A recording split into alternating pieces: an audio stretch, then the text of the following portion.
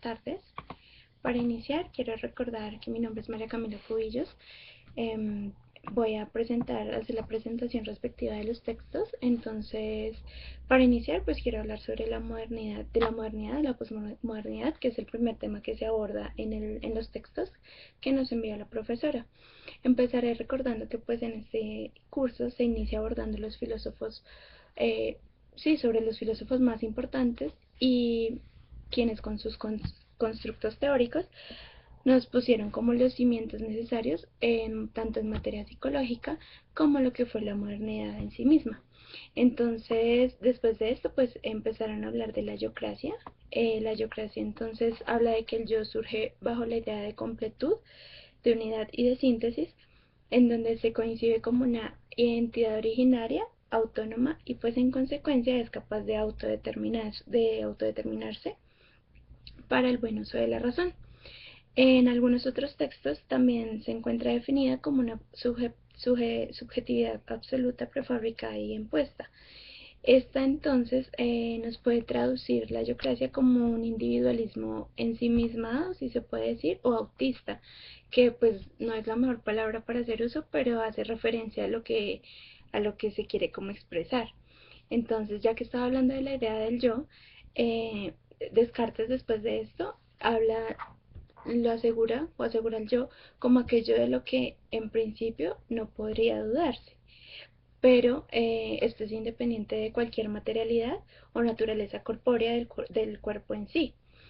Entonces, por esto, Descartes más adelante habla del yo pienso como, sí, como una idea que en sí da inicio a lo que hoy en día es la modernidad. Debido al orden que plantea Descartes más adelante, el de conocer se encamina como en una búsqueda de ideas que son las que van a permitirle como tal hallar un fundamento verdadero para la ciencia. Es indispensable entender que estas ideas deben ser claras, concisas y deben ser distintas, porque pues van a ser un fundamento básico para algo muy importante.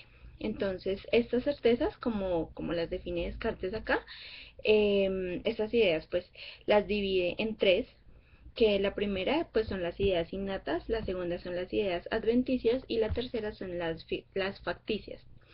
Respectivamente, él las define como las ideas innatas, entonces son las que dan como cuenta de lo que ya está establecido. Entonces, él lo dice como las que son claras y distintas. Las segundas, que son las adventicias, él las va a definir como las que son confusas en tanto son generadas por nuestros sentidos. Y las últimas, que son producto de nuestra imaginación. Para esto yo quiero pues dar como un ejemplo que es como general en el sentido en que digamos las ideas innatas básicamente es la idea que está impuesta por Dios, que todos, eso es algo que está generalmente impuesto para todos, ya es algo innato. Todos tenemos la idea de que hay un Dios, de que existe un Dios que fue pues en diferentes creencias, que es quien nos trajo al mundo, en fin, hay muchas ideas. Después de esto, entonces las adventicias, que van a hablar más de la parte empírica, es decir, todo lo que yo puedo imaginar a través de mi experiencia. Entonces, yo por lo menos traigo a colación un ejemplo. Por lo menos si a mí me dicen que me imagine una manzana, yo tengo la idea de una manzana desde la experiencia de la idea que vi de una manzana. Para cada persona pues va a ser una idea diferente, porque cada uno tiene como pues ideas diferentes. Y las otras son las ideas facticias, que entonces van a ser producto de nuestra imaginación. Entonces yo lo veía por el lado de que si a mí me dicen imagínate no sé, un caballo con cabeza de dragón, por ejemplo.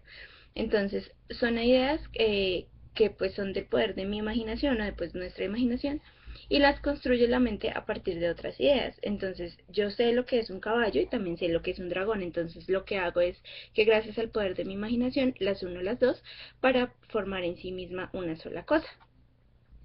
Después de esto, él habla de, bueno, de la existencia de Dios. Él toma estas dos como fundamento. Entonces, la primera es la existencia de Dios, la de la red extensa y las verdades de las matemáticas y de la física.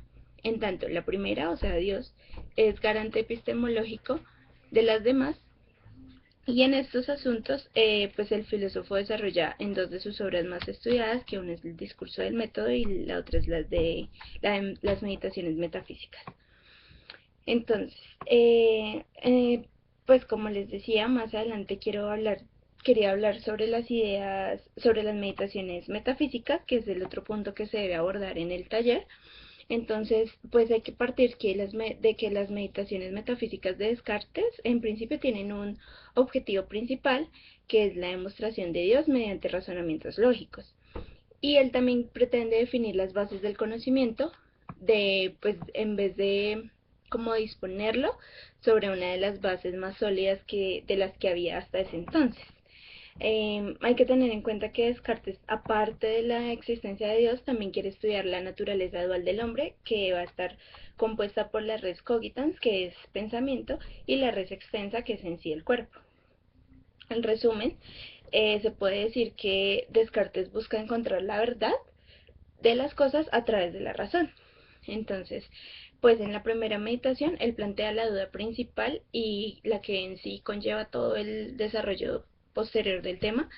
Él lo que quiere es afirmar lo que quiere es mostrar que afirmar o negar todas las verdades individualmente sería una idea de cierto modo como inútil, debido a que pues no se puede, porque él se percata de algo que es muy importante, y es que los conocimientos que había adquirido a lo largo de su vida se basaban en los sentidos, pero él se plantea, ¿puedo fiarme de los sentidos? Él dice que no, o sea que no se puede, debido a que si a veces lo han engañado, ¿por qué no se puede decir que en toda su vida lo han engañado?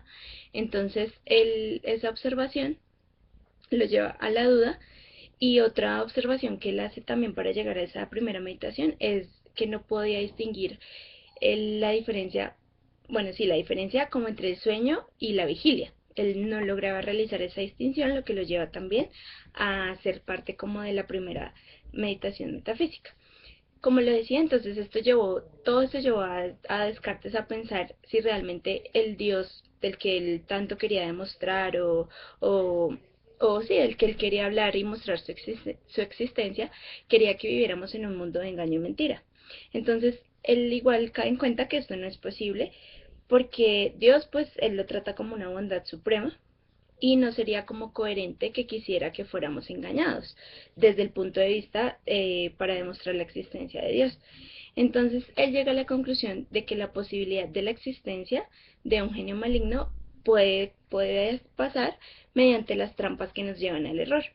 Entonces, una vez él destruye todos los conocimientos que había adquirido durante su vida, es cuando pasa a la segunda meditación metafísica, que es cuando él busca volverlos como a reconstruir mediante un patrón fiable y de mucha más solidez, no como el que tenía pues antes establecido, para encontrar algo 100% fiable.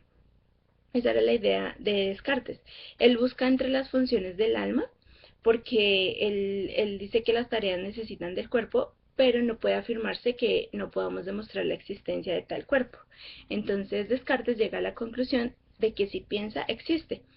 En, en, en otras palabras, cogito ergo sum, que va pues a definir y va a ser una de las frases más reconocidas en la modernidad, debido a que pues Descartes es conocido como el padre de la modernidad. Con esto pues ya cuando ha encontrado la verdad absoluta y ha demostrado la existencia del espíritu, el cuerpo ya lo toma como que es el medio que usa el alma para interactuar con el mundo material, que en sí es creado por Dios. Bueno, quiero resaltar que en sí, pues en el curso se habla de muchos más filósofos, pero pues como principal persona en la modernidad, quise hacerlo sobre Descartes, aparte pues porque se puede hablar más acerca de las meditaciones metafísicas. Muchísimas gracias.